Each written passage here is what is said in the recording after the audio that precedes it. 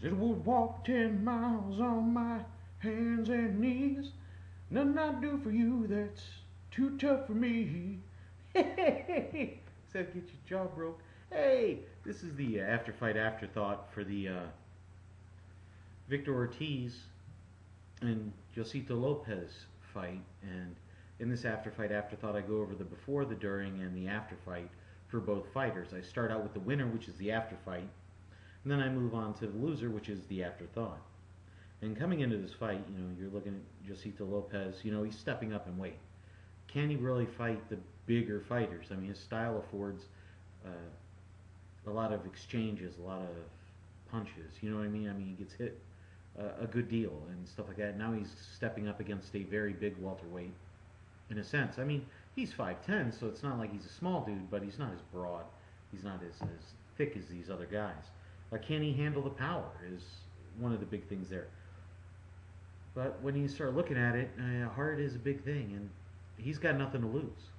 And this is a warrior kid, so, he's got that Rocky thing going for him. He's got nothing to lose in here. If he wins, he's in the mix, man. If he wins, suddenly he's in the 147 mix, and you're going to see him start challenging some of the higher end guys, for title shots and stuff like that. If he loses, it depends on how he loses. If it's a bad loss, he's going to drop back down and weight again. There's no way he can hang with the welterweights. If he looks good in the loss, hey, maybe there is a spot here for him, and he needs to get used to fighting at this weight, because admittedly, it's almost like he's jumped 2 weight classes to come up to this the welterweight 147. He did come in at 144. This is the highest weight he's ever come into a fight. And when you start looking at that, is it going to affect his stamina? Because he's not only is he coming in the heaviest he ever has, he's never went 12 rounds. So these are things that you got to worry about. Going over to Victor Ortiz, when you start looking at this, is the big fight on the horizon. Is not this one; it's Saul Alvarez. Is he overlooking this one? Is this one of the fights that he's taking maybe a bit too lightly? They keep calling him the opponent. I mean, there was a big letdown when he wasn't going to fight Berto, so did that affect him in training? Those factors kind of change how you approach your training. This is a must-win or lose big fight for him. If he doesn't win, he's losing massive money fights against Saul Alvarez and everything like that. And not only that, he's got to look good in this fight for that Saul Alvarez fight. And if he doesn't, that's going to be rough, man. He is the bigger fighter in a sense, muscle-wise and stuff, and power. So he should be able to impose his will. Vegas has him like a 6.5 to 1 over, favorite. So you should win these fights, is what I'm saying. There's no excuses. And one of the things coming out now is he kind of a dirty fighter? We've kind of seen it a little bit when he gets frustrated in fights, stuff like that, specifically the Mayweather fight.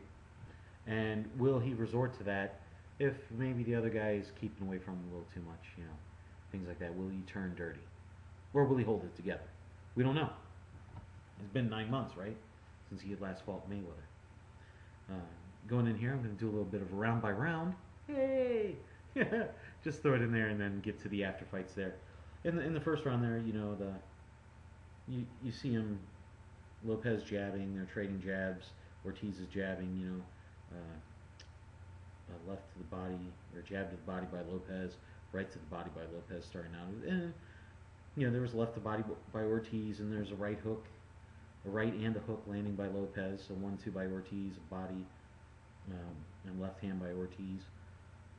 Right by Lopez, left by Ortiz, left to the body by Lopez. There's a left hook and left to the body by Lopez. And I thought Lopez took that round. And another left hook by Lopez in there. 10-9 for Lopez. First round, it was a nice feeler out round, and you're like, hey, maybe this is going to go all the way. Whatever. Going to the second round there, they're trading jabs again. Hook by Lopez. There's left by Ortiz, 1-2 by Ortiz. Left to the body by Lopez. They're going in there. Left to the body by Lopez. Ortiz starts pounding, throwing out the jab and actually landing solid jabs, which is not something he's truly known for. He's not known for throwing a ton of jabs, but he was using that jab a lot in this fight. right by Lopez, left hook to the body by Lopez, another left to the body by Lopez. And then big left by Ortiz in there, that rocked Lopez there, and another left by Ortiz. They're trading and stuff like that. They force a break up there. Jabs and lefts by Ortiz. Two lefts to the body by Lopez. Big right by Lopez there. Two lefts to the body again by Lopez. Right by Lopez. Lopez came on pretty strong there, but Ortiz lands another nice left there, and I thought Ortiz did more in the round, and I gave that round to Ortiz. So that was 10-9 for Ortiz. Going into the third round, Lopez starts out fast, landing a lot of shots with 1-2s there, and they are actually banging and trading jabs. And there, 1-2 by Lopez, a left hook by Lopez. The majority of the serious punches or major punches landed in the round was by Lopez. It was not as an active round as the other ones. Jabs by Ortiz, left by Ortiz, right by Lopez, and I gave that 10-9 round to Lopez. So I actually have Lopez up 2-1 at this point in the fight. Fourth round, you can see Ortiz kind of taking over it a little bit, controlling a majority of the round with his rights to the body. Lopez coming on strong, pounding that body, staying with that. Rights to the body by Ortiz, jabs, predominantly controlled that round, and I gave that round to Ortiz, so now we're at 2-2. In the fifth round, in this one, there's some controversy in this round, and depending on how you look at it, should he have been disqualified? How, with Ortiz, kind of comes in there. They're banging pretty good in there. Left by Ortiz, an uppercut by Ortiz, and that uppercut landing by Ortiz actually had Lopez hurt. And Lopez was kind of bending over there a little bit, and Ortiz punches him in the back of the head. Now the ref said it was a grazing shot. That was not a grazing shot. It was a very bad rabbit punch, and it's one of those 5-minute variety. And if the ref really wanted to be technical about it, he could have took a point away, but he didn't. And to Josesito Lopez's credit, he didn't take the easy way out, and he said, "I'm still going to fight." And he gets in there, and they continue. And admittedly, Lopez kind of starts winning the round back toward the end. And it was a close round, but I gave that round to Ortiz as well.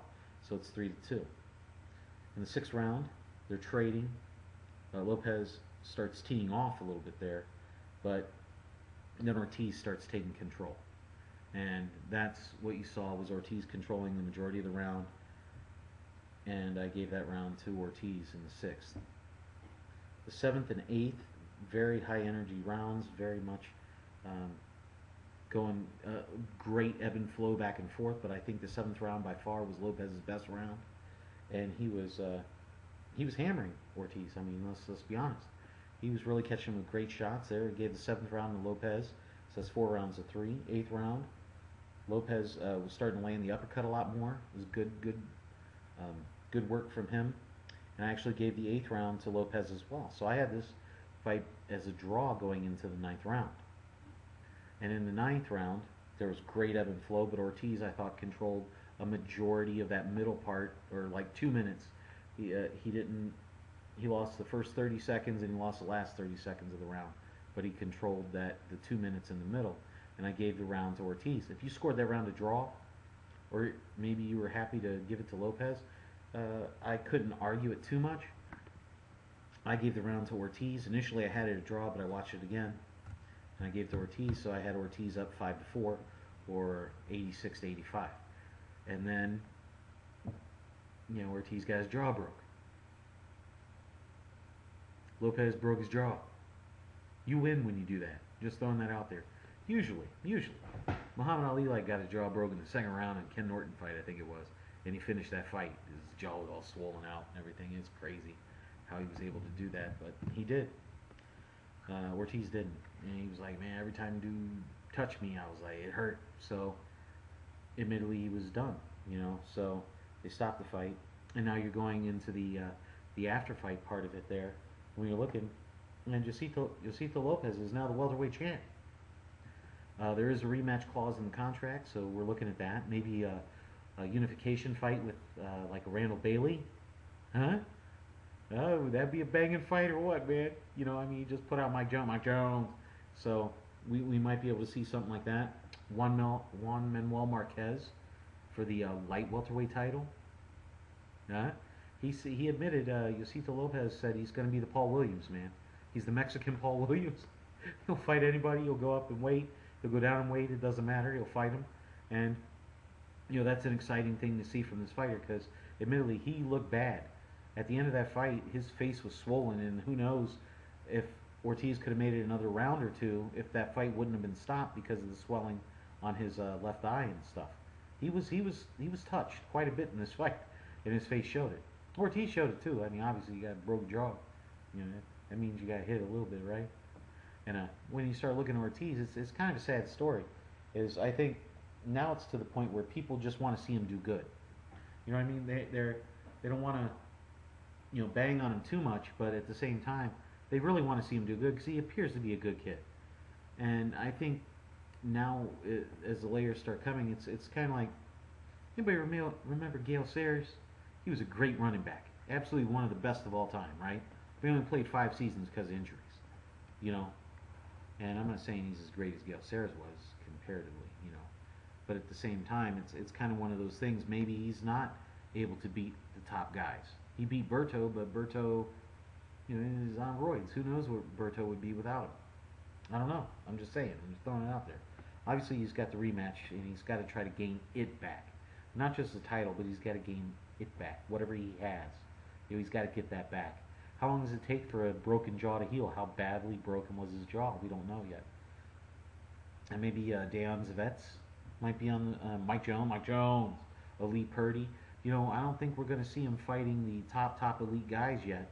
Again, not for a couple fights. He's going to have to build his way back up again because I don't think the people are going to stand for that. If you lose your last 2 fights, unless you're in the heavyweight division, you probably shouldn't be getting a title shot. Just saying. Maybe a Jesse Vargas. Yeah.